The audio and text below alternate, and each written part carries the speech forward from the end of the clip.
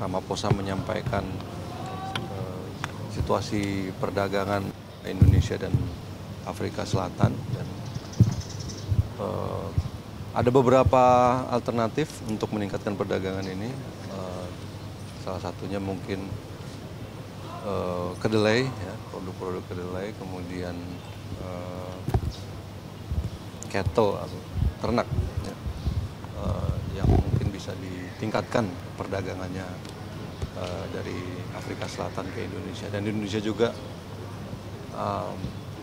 akan mencari komoditas-komoditas yang memiliki nilai kompetitif untuk dipasarkan di Afrika Selatan. Itu yang pertama. Kemudian yang kedua, kerjasama di bidang pendidikan. Tadi Presiden Prabowo juga menawarkan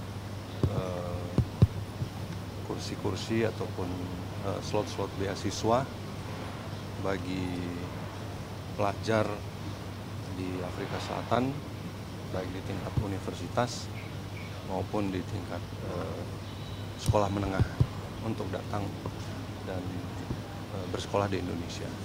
Itu dua hal yang cukup penting. Tadi juga ada beberapa arahan dari Pak Presiden. Salah satunya adalah pengimplementasian perjanjian kerjasama pertahanan yang sudah ditandatangani pada tahun 2023 untuk segera bisa diimplementasikan. Saya kira itu saja. Kalau soal pertahanan Pak, dalam hal apa Pak? Dalam hal pertahanan. Atau pembelian alutsista atau apa? Jadi kalau Defense Cooperation Agreement itu biasanya umum, ya, di bidang ada yang mencakup pelatihan personel, kemudian ada juga yang mencakup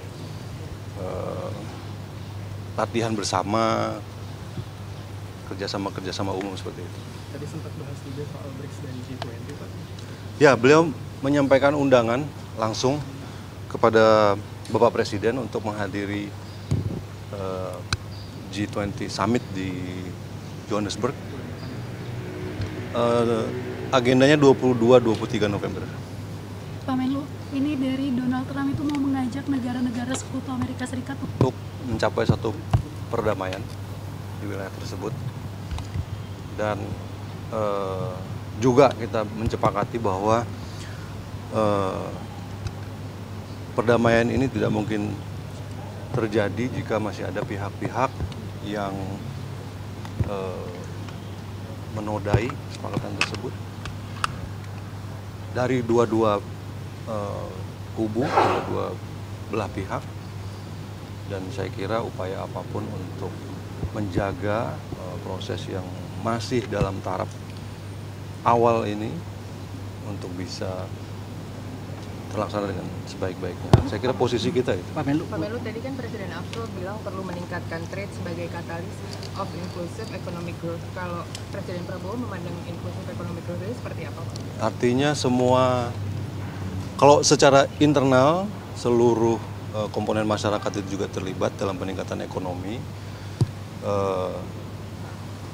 Sebagai contoh kan program-program beliau seperti misalnya pembentukan koperasi desa itu kan melibatkan juga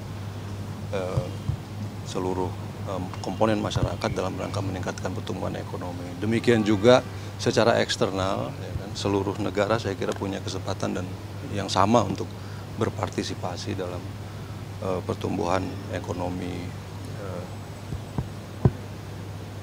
ekonominya dalam kaitannya dengan perdagangan internasional dan upaya-upaya yang sifatnya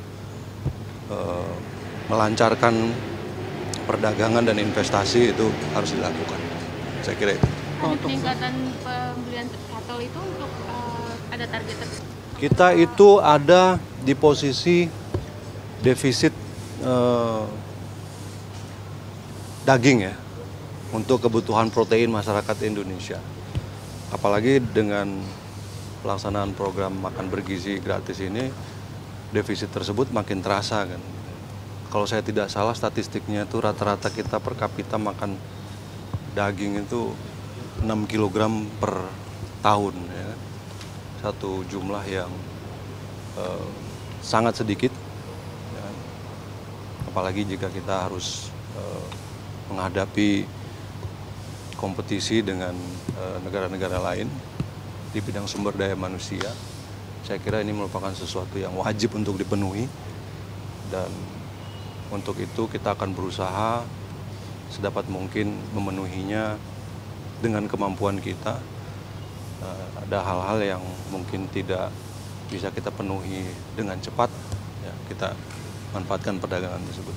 Ini peningkatan atau diversifikasi dari? Saya kira penambahan, ya, diversifikasi. Kalau untuk dari Indonesia yang apa yang ditawarkan untuk diperdagangkan dengan Afrika? Kita itu ada dalam posisi positif sebenarnya.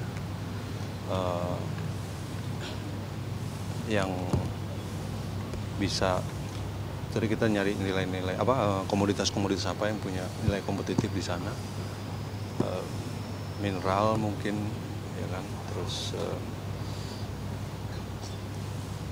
beberapa kerjasama di bidang teknologi. Jadi Mas, mau follow up soal WNI yang di Kamboja ini, kan kabarnya kan terakhir dilaporkan aman untuk proses pemulangan atau pemantauan atau pendampingannya gimana sejauh ini Mas? yang pasti KBRI itu masih mendampingi terus. Mana yang nanya di sini, kameranya di situ. Jadi kita masih melakukan pendampingan terus di situ.